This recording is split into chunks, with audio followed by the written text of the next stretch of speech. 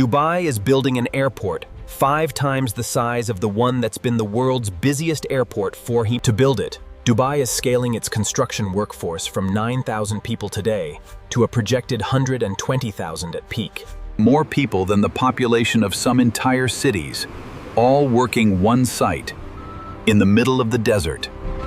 This isn't an expansion bolted onto an existing terminal. It's an entirely new airport, built from bare ground, specifically designed to eventually absorb everything Dubai International does and then shut that older airport down for good. 5 runways, 5 terminals, roughly 430 aircraft gates, 260 million passengers a year. Continues more than double what Dubai International handles today, at its absolute limit. 17,000 foundation piles are already in the ground. 45 million cubic meters of earth have already been moved, and the actual terminal buildings haven't even started yet. Here's the actual problem Dubai is solving. Dubai International Airport, the one most travelers know, and it is, quite literally, out of room. Dubai International is boxed in on all sides by residential neighborhoods and city infrastructure that do so. There's no land left to add a runway, extend.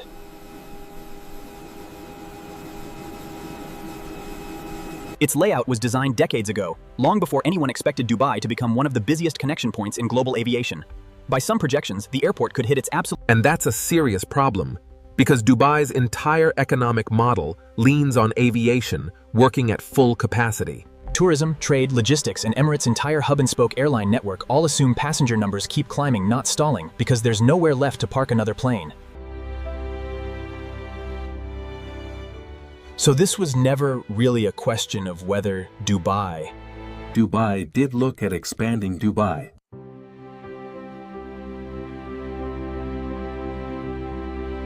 There wasn't enough surrounding land, and even if there had been, rebuilding a live international hub without shutting it down for years wasn't realistic.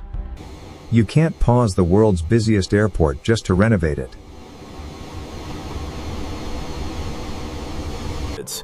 So planners returned to a decision made almost 2 decades earlier. Back in the 2000s, Dubai had already set aside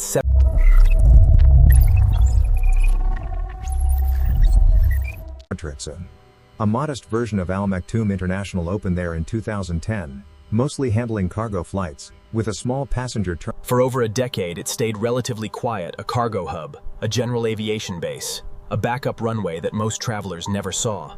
Turn that reserved land into the primary gateway for the entire city, at a scale nobody else in the world was attempting. We are building a new project for future generations, he said at the announcement, ensuring continuous and stable development. Instead of adding a single new runway or terminal, the design calls for 5 parallel runways.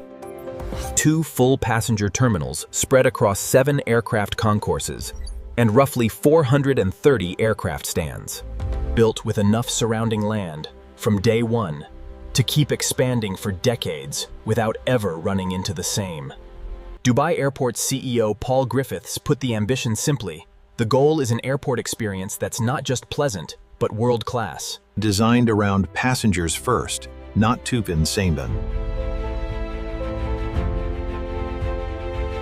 So what does actually building something this size look like on the ground? It starts underground, and it starts with almost incomprehensible amounts of dirt. Before a single terminal wall goes up, crews have already excavated more than 45 million cubic meters of earth. Enough to fill somewhere around 18,000 Olympic swimming pool. Just to shape the land for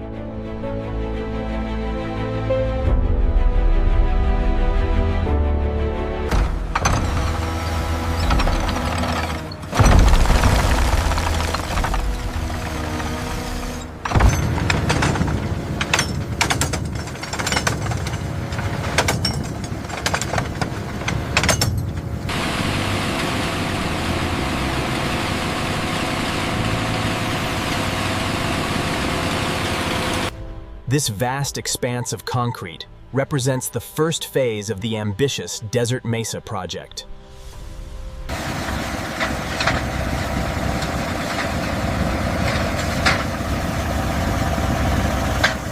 The second of the site's eventual 5 runways is under active construction.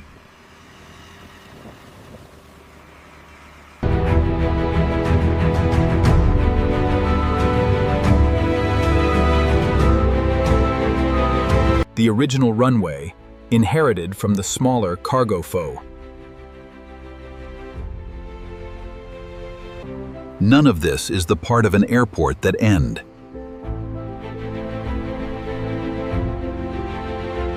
But it's the part that has to happen first, has to happen right, and has to happen at a scale most. Because every terminal, every gate, Above ground, the centerpiece of the whole project is the West Terminal, and its scale alone tells you what kind of project this actually is. 800,000 square meters, spread across 7 levels, designed to handle 45 million passengers a year on its own. That's roughly the same as London Heathrow's entire current capacity, contained in a single building. And the West Terminal is just one of 2 passenger terminals planned across the site, together spreading across 7 aircraft concourses. Moving that many people through a space this large creates its own engineering problem, separate from just building bigger rooms. The design includes a 14-station automated people mover system, running beneath the aprons and terminal buildings. Continues shuttling passengers between concourses without shuttle buses or kilometers of walking corridors. Above that, an entire baggage handling network has to be engineered to match sorting bags fast enough to keep pace with an airport eventually moving 250 million passengers every year. None of this happens with a small crew. As of early this year, roughly 9,000 workers were on site. Over the coming construction phases, that number is projected to climb to around 120,000 people at peak, a 13-fold increase on a single project. In just the past 15 months alone, crews have already logged more than 10 million work hours. And the next wave of construction hasn't even started yet.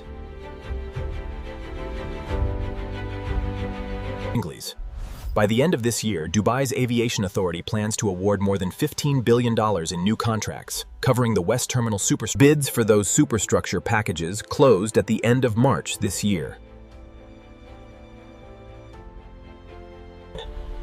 The unglamorous groundwork is often overlooked, but it is the bedrock of this monumental project. Building at this scale would be hard almost anywhere. Building it up. Summer temperatures at this site are rising rapidly.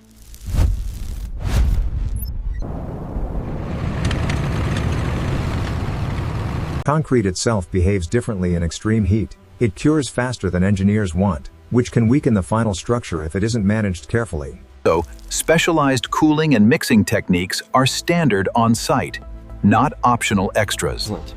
Then there's simply moving materials. 45 million cubic meters of excavated earth, millions of cubic meters of concrete. A generation ago, this was empty desert, with no real road or utility network of its own. Water, power, and drainage infrastructure essentially had to be built into this stretch of desert before the airport itself could rise out.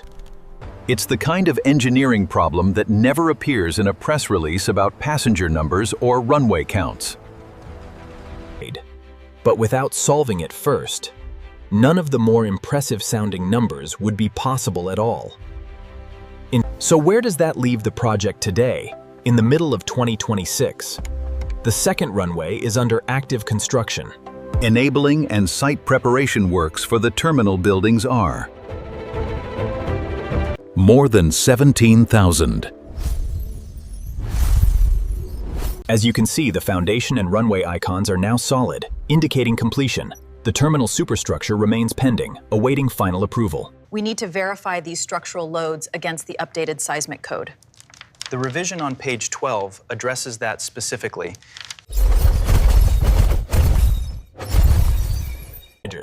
In other words, the invisible part of the project, the earthwork, the piling, the runway base, is largely done. The part people will actually Dubai's own timeline targets 2032 for the first phase to become operational, 8 years after the expansion was formally announced.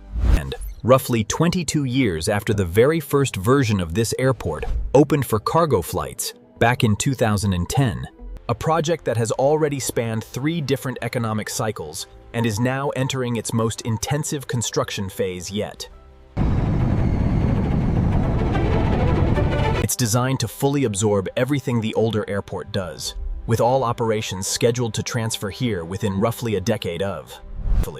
Meaning the airport that's been the world's busiest for international passengers for 10 years running is, eventually, scheduled to close entirely. Ranchin.